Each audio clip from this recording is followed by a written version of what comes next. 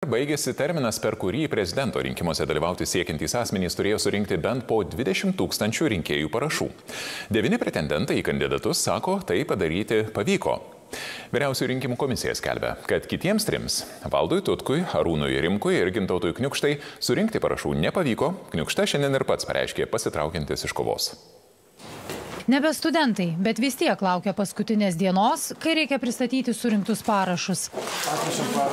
Laisvės partijos kandidatas Dainius Žalimas Vyriausiajai rinkimų komisijai pateikė beveik 1200 fizinių rinkėjų parašų. Būtina 20 000 ribą Žalimas per kelias dienas surinko internetu. Svarbiausia problema Lietuvoje šiuo metu, sako Žalimas, saugumas. Kas yra dar nemažiau svarbu, ryžtingos ir drąsios ir lyderystės politikoje problema, nes mes tą matom praktiškai visose srityse, ne vien tik tai saugumo ir gynybos. Advokato Igno Vėgėlės atstovai VRK pristatė beveik 16 000 popierinių parašų. Prieš paskutinę parašų rinkimo dieną Vėgėlė reikiamą 20 000 ribą pasiekė ir internetu.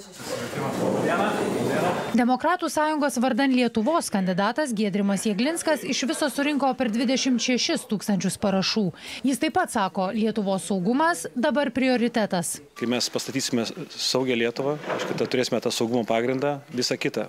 Ekonominė veikla, socialinis teisingumas, politinis stabilumas statoma ant saugios visuomenės pagrindo. Tai dabar tą turime užtikrinti. Lietuvos valstiečių ir žaliųjų sąjungos kandidato Aurelijaus Verygos komanda VRK pristatė per 36 000 parašų. Iš jų daugiau nei 28 000 popierinių. Labai susitikimą, nevertas to matyti. Gintautas Kniukšta iš viso surinko mažiau nei 800 parašų. Lapus VRK grąžino ir nusprendė trauktis iš prezidento rinkimų. Taip jis dar gali atgauti beveik 9 000 eurų užstatą.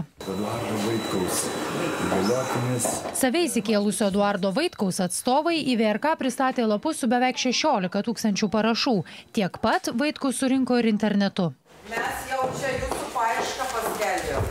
Likus 4 minutėms iki darbo dienos pabaigos lapus su parašais atnešė Valdo Tutkaus atstovės. Bet 2 minučių 5 atėjo ir pats Tutkus. Kiek tiksliai parašų surinko, nežino. Internetu turim 10,5 ir kažkur tai taip arčiau, tiksliai dabar nepasakysiu, nes nepravedėm, reiškia, apie 10 000 turim popierinių. Aišku, savame kažkiek tai bus brokuojama, tikimės, kad nedaug. Visgi VRK skaičiavimų parašų mažiau nei 20 000. Trečiadienį parašus pristatė Andriaus Mazuronio ir Remigijaus Žemaitaičio komandos. Dar anksčiau Gitanas Nausėda. Ingrida Šimonytė parašus rinko tik internetu. Taip pat ir Arūnas Rimkus, surinkęs jų tik kiek per 1000. Kandidatų pristatytus tiek popierinius, tiek elektroninius parašus per 10 dienų turės patikrinti Vyriausioji rinkimų komisija. Tada ir paaiškės, ar kandidatai jų surinko tiek, kiek reikia.